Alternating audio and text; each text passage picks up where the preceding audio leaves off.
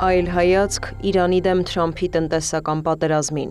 Իրանի հետ հակամարտության այս փուլում Վաշինգտոնի ռազմավարության մեջ ուշագրավ փոփոխություն է նկատվում։ Եթե պատերազմի առաջին ամիսներին Դոնալդ Թրամփի հիմնական գործիքը ռազմական ուժն էր, ապա հուլիսի վերջից, հատկապես օգոստոսին, առաջին պլան է մղվել տնտեսությունը։ Օգոստոսի 19-ին Թրամփը հայտարարեց, որ Իրանի նկատմամբ սկսելու է իր բնորոշմամբ երբևէ որևէ երկրի դեմ իրականացված ամենածանր տնտեսական գործողությունը, խոստանալով աննախադեպ տնտեսական մեկուսացում։ Խոսքը ոչ միայն Իրանի, այլև այն երկրների ու ընկերությունների դեմ պատժամիջոցների մասին է, որոնք կշարունակեն իրանական տնտեսության համար կենսական միջոցներ ապահովել՝ նավթի մաքսանենգությունից և ֆինանսական փոխանցումներից մինչև փոխանակման գործարքներ, ընկերություններ և նավերի գրանցումներ։ Ամերիկյան հայտարարություններից և գործողություններից կարելի է ենթադրել, որ Վաշինգտոնը վերանայում է ճնշման գործիքակազմը։ Առաջին պատճառը ռազմական ճնշման սահմանափակումներն են։ Հուլիսի վերջին Միացյալ Նահանգները մի քանի օրով դադարեցրեց Իրանի դեմ օդային հարվածները։ Այդ շրջանում ամերիկյան ռազմական շրջանակներում արդեն խոսվում էր թիրախների սահմանափակման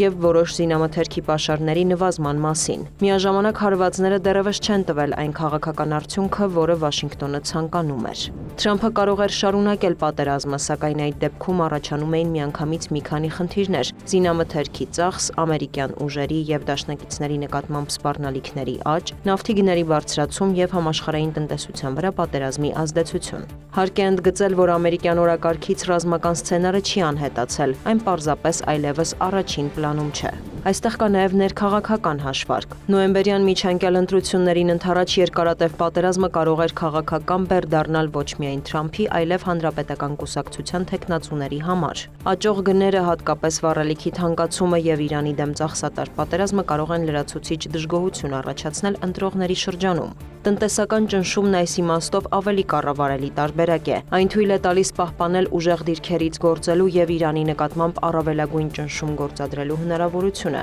միաժամանակ նվազեցնելով ամերիկյան կորուստների, պատերազմի ձգձգման և դրա տնտեսական հետևանքների քաղաքական գինը։ Սա հատկապես կարևոր է առաջին հերթին ամերիկան կարգախոսով ընտրված նախագահի համար, որը նախընտրական շրջանում խոստացել է խուսափել երկարատև պատերազմներից։ Մյուս պատճառը տնտեսական ճնշման արդյունավետության վերաբերյալ Վաշինգտոնի հաշվարկն է։ Միացյալ Նահանգները տեսնում է, որ Իրանի տնտեսությունը պատերազմի և շրջափակման հետևանքով հայտնվել է ավելի խոցելի վիճակում, քան պատերազմից առաջ էր։ Օրերս Իրանի նախագահ Մասուդ Փեզեշքյանն ինքն է հայտարարել, որ պատերազմի հետևանքով երկրի տնտեսական խնդիրները բազմապատկվել են, նավթի վաճառքից եկամուտները նվազել են, ներմուծումն ավելի թանկ և բարդ է դարձել, վնասվել են արդյունաբերական ձեռնարկություններ, խնդիրներ կան հարկերի հավաքագրման գործընթացում, իսկ պետությունը ստիպված է լրացուցիչ միջոցներ հատկացնել վնասված գործարանների գործունեությունը պահպանելու համար։ Օգոստոսի 20-ին Իրանի կենտրոնական բանկի ղեկավար Աբդոլնասեր Հեմաթին հայտարարեց, որ երկրի նավթի արտահանումը գործնականում դադարել է։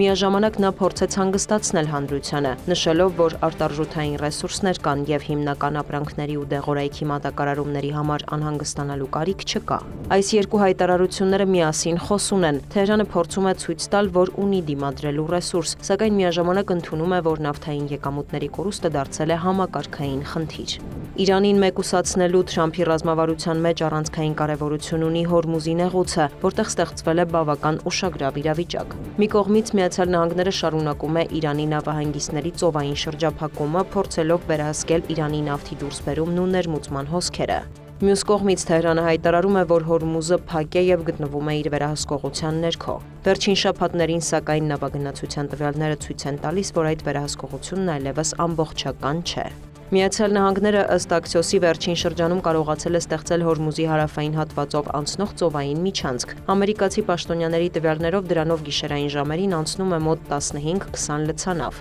ԱՄՆ-ի ռազմական ուժերը համակարգում են նավերի տեղաշարժը և ապահովում դրանց անվտանգությունը։ Այս թիվը նախապատերազմյան շրջանում նեղուցով անցնող նավերի թվից շատ փոքր է, բայց նաև ցույց է տալիս, որ նեղուցը փաստացի ամբողջությամբ փակված չէ։ Վաշինգտոնի հաշվարկը հստակ է՝ Իրանին հնարավորինս շատ տնտեսական վնասներ պատճառել, միևնույն ժամանակ մեղմելով համաշխարհային տնտեսության համար հնարավոր հետևանքները։ Եվ հենց այստեղ է տնտեսական պատերազմի առավելությունը։ Ռազմական հարվածը կարող է ոչնչացնել հրթիռային համակարգ, ռադար կամ գործարան։ Տնտեսական շրջափակումը սակայն կարող է ամիսներ շարունակ ազդել պետության եկամուտների, ազգային արժույթի, ներմուծման եւ արդյունաբերության վրա։ Իրանի դեպքում սա հատկապես զգայուն է, քանի որ երկիրը պատերազմ մտավ արդեն պատժամիջոցների, արժույթի արժեզրկման եւ բարձր գնաճի պայմաններում։ Reuters-ի տվյալներով հուլիսին Իրանում գնաճը հասել էր մոտ 66%-ի, իսկ սննդամթերքի գներն աճել են մոտ 128%-ով։ Իրանական ռիալը շարունակում է արժեզրկվել, իսկ պատերազմի հետևանքով խաթարվել են արդյունաբերությունը, առևտուրը եւ ներմուծման շղթաները։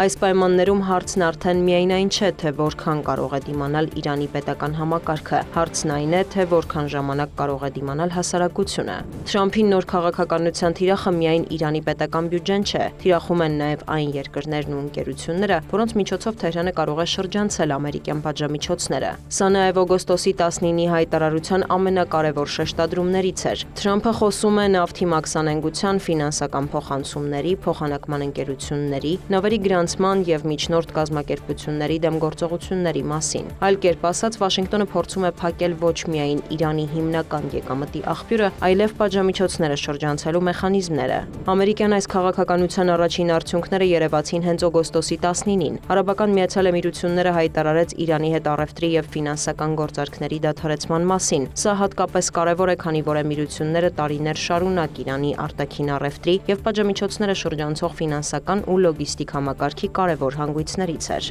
Եթե Վաշինգտոնը կարողանա նույն տրամաբանությամբ սահմանափակել նաեւ այլ երկրների, հատկապես Իրանի խոշոր առևտրային գործընկերների հնարավորությունները, տնտեսական ճնշումը կարող է էապես ուժեղանալ։ Բայց այստեղ էլ կա սահմանափակում։ Եթե Միացյալ Նահանգները փորձի ամբողջ ուժով փակել Իրանի տնտեսական կապերը Չինաստանի հետ, տնտեսական պատերազմը կարող է վերածվել արդեն Վաշինգտոն-Պեկին լուրջ առճակատման։ Իրանի պատմությունը ցույց է տալիս, որ տնտեսական ճնշումը կարող է ծանր վնաս հասցնել երկրին, բայց ինքնաբերաբար չի նշանակում քաղաքական կապիտուլյացիա։ Թեհրանը կարող է ընտրել երկարատև դիմադրության ռազմավարությունը, հույսը դնելով Չինաստանի, Ռուսաստանի եւ այլ գործընկերների վրա։ Իր վերանայած ռազմավարությամբ Թրամփը փորձում է հասնել նրան, որ ժամանակն աշխատի ոչ թե Իրանի, այլ Միացյալ Նահանգների օգտին։ Վաշինգտոնի հաշվարկն այն է, որ տնտեսական ճնշման խորացման պայմաններում Թեհրանը կարող է ի վերջո հասնել մի կետի, երբ բանակցությունները դառնան ավելի ընդունելի, քան առճակատման շարունակությունը։ Սակայն չպետք է բացառել նաև, որ Իրանը տնտեսական ճնշմանը պատասխանի Հորմուզի ավելի կոշտ փակմամբ, ինչը կարող է շատ արագ վերածվել նոր ռազմական էսկալացիայի։